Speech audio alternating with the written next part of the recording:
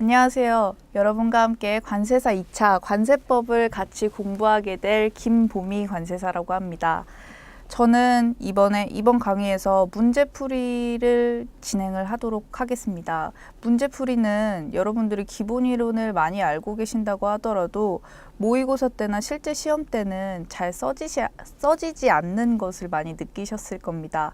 그게 머릿속에는 아무리 많이 들어있다고 해도 실제로 표현해내는 거는 정말 어려운 일이거든요. 왜냐면 자기가 그 문제에 대해서 출제 의도를 정확히 알고 여기 문제에 대해서 어떤 키워드가 중요한지 알아야 실제로 시험에서도 모의고사에서도 잘 쓸 수 있기 때문에 여러분들이 이론을 아무리 많이 공부하셨더라도 문제풀이 강의는 꼭 한 번이라도 들으시는 게 실제 시험이나 모의고사에서도 굉장히 중요할 것이고 많이 느껴보신 분들이 많을 거예요. 그래서 여러분과 함께 이번 강의를 통해서 어떤 키워드 중심으로 어떻게 문제를 써야 할지 많이 알려드리면서 여러분들에게 관세법이 전략 과목이 될 수 있도록 이번 강의를 진행해 보도록 하겠습니다.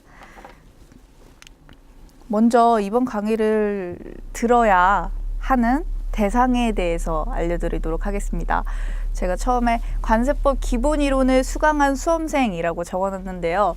이번 우리 문제풀이 강의인 만큼 기본 이론을 듣지 않고는 문제풀이를 할 수가 없겠죠. 그래서 적어도 여러분들이 기본서를 다 가지고 계시잖아요. 기본서를 적어도 3회독 이상 하실 것을 제가 권장을 드립니다. 3회독 이상을 이제 하신 상태에서는 모든 이론이 나름 익숙하고 자기 머릿속에 들어오기 때문에 그때 이 강의를 들으시면 내가 이 이론은 어떤 키워드 중심으로 써야 되겠구나 라는 게 머릿속에 들어오시면서 훨씬 더 효율적으로 강의를 들으실 수 있을 거고요. 그리고 마지막에 강의를 다 들으신 다음에는 관세법을 전략 과목으로 할 수 있을 만큼 관세법 모의고사 점수나 실제 시험에서 점수가 잘 나올 것이라고 제가 장담을 드리도록 하겠습니다. 그리고 두 번째는 기본 이론을 모두 알고 있으나 문제를 쓰는 것이 막막한 수험생이라고 제가 적어놨는데요. 아까도 계속 말씀드렸듯이 기본 이론을 알고 있는 것과 실제로 표현해내는 것은 정말 다른 일입니다. 그리고 모의고사 때 1월에 새로 들어가다 보면은 많은 수험생들이 토로를 해요. 난 정말 많이 알고 있고 10회독 이상 했는데도 모의고사 때 실제로 쓸 수가 없고 실제 시험에서 뭘 써야 되는지 모르겠다고 하시는 분들이 많거든요. 그래서 이번 강의를 통해서 어떤 것을 중점으로 써야 되고 어떤 거를 써야 점수를 더 받으실 수 있는지 제가 그거에 대해서 중점적으로 여러분들과 공부를 해보고자 합니다. 그리고 관세법을 전략 과목으로 하고 싶은 수험생이라고 써놨는데요. 이번 강의를 들으시면 관세법의 목표 점수가 관세법 100점이죠. 100점 중에서 60점에서 70점 정도 나올 수 있도록 제가 이번 강의에서 키워드 위주로 많이 가르쳐 드리려고 합니다. 실제 시험에서 합격자들의 점수는요, 평균적으로 58점에서 62점 정도 됩니다. 근데 이 와중에 관세법이 60점에서 70점 나왔다는 건 평균 이상이라는 거죠. 관세법 덕분에 합격을 할 수 있었다고 말할 수 있을 만큼 이번 강의를 들으시면 관세법에 자신감이 많이 붙으실 거고요. 쓰는 방법을 아시게 되실 겁니다.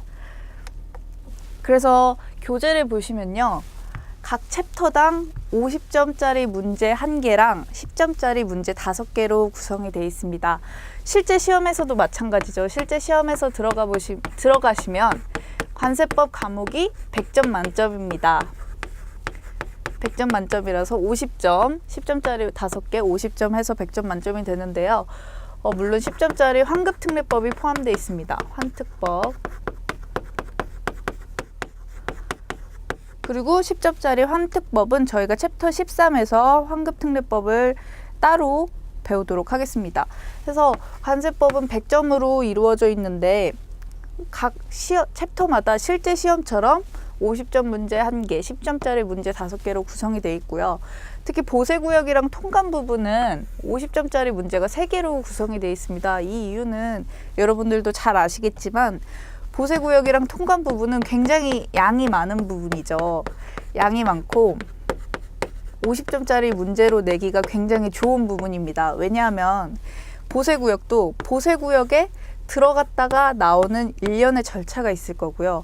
통관도 수입하고 수출하는 일련의 절차가 있을 거고, 수입했다가 수출하는 반송의 절차도 있을 겁니다.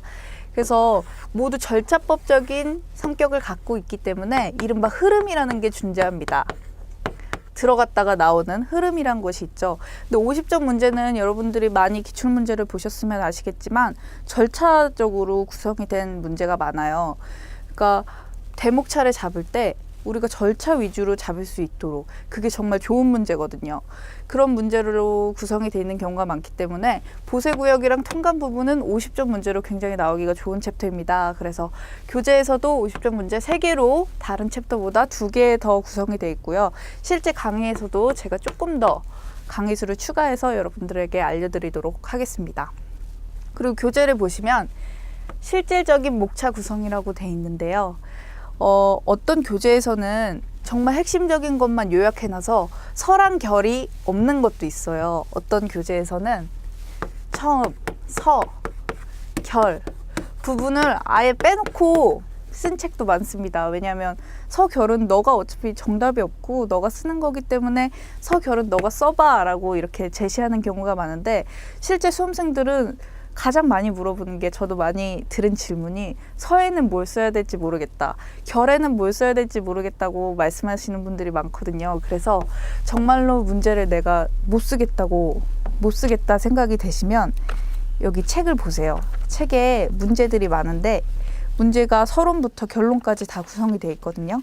그래서 정말 못 쓰겠다 하시면 이 교재를 그대로 카피하셔도 100점짜리 문제가 100점짜리 답안지가 되게끔 교재를 그렇게 구성을 했고, 저도 강의를 할 때마다 서랑 결도 빼놓지 않고 여러분들에게 어떤 거를 써야 좋은 점수를 받을 수 있는지 알려드리도록 하겠습니다. 그리고 도움이 되는 키워드 위주로 구성이 되어 있다고 적혀져 있는데요. 우리가 법이다 보니까 모든 법을 다 써야 됩니다. 근데 우리가 굉장히 솔직히 무식한 시험이라서 법전을 주지도 않아요. 그래서 여러분들이 관세법 100여 조가 넘는 조항을 다 외우셔야 되는데 그거는 현실적으로 불가능하죠. 그래서 채점자들도 마찬가지고 키워드 위주로 채점을 합니다. 어떤 문제에서 어떤 단어를 적어야 여기서 점수를 받을 수 있는지, 그걸 위주로 설명을 드려서 여러분들이 좋은 점수를 받을 수 있게끔 해드리도록 하겠습니다.